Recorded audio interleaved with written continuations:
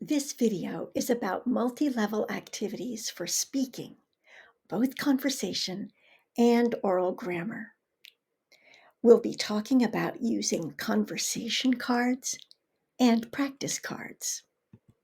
First, conversation cards. In a large class, especially one where there's little space for moving around the room, it's common for students to end up in mixed level groups. But they can work together if they know the card they pick will be at the right level. Color coding is a good way to designate different levels. For example, with conversation cards about food, what is your favorite food is easier to answer, so it's on a yellow card.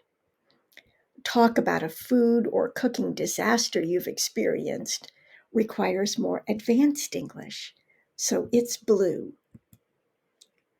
One format is students working in groups of 4 to 6. Each group gets an envelope with a mix of yellow and blue cards.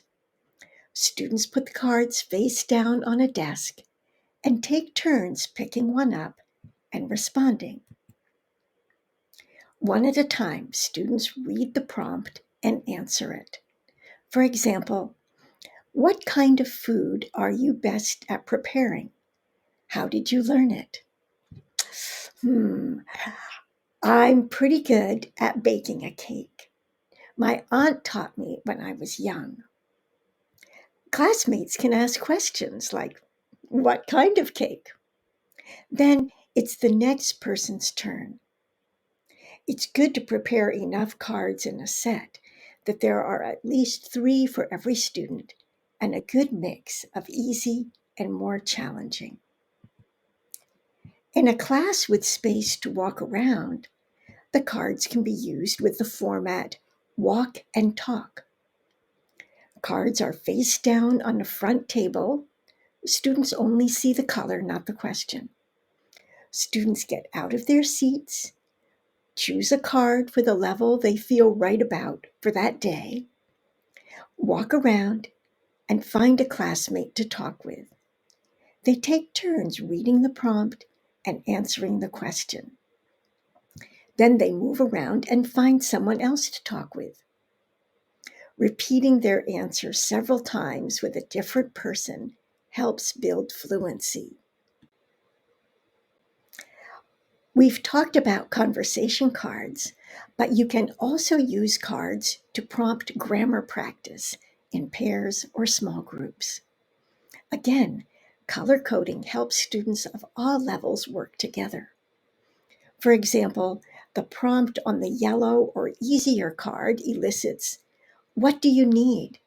which is easier than the prompt on the blue card eliciting, "What does he need?" For another example, when learning how to express preferences, a lower level student can practice like, and a higher level student can practice I'd rather have. Some teachers worry that when we give students a choice of easy or hard, they will all choose the easiest. We can help them choose the right level by talking about how people learn. People need to work at a level that is slightly higher than where we are comfortable in order to learn something new. As you walk around the class during group work, encourage students who you think are capable to pick the higher level cards. When practice activities or conversations are prompted by cards, especially ones coded for level by color, it's easier for multi-level students to all participate.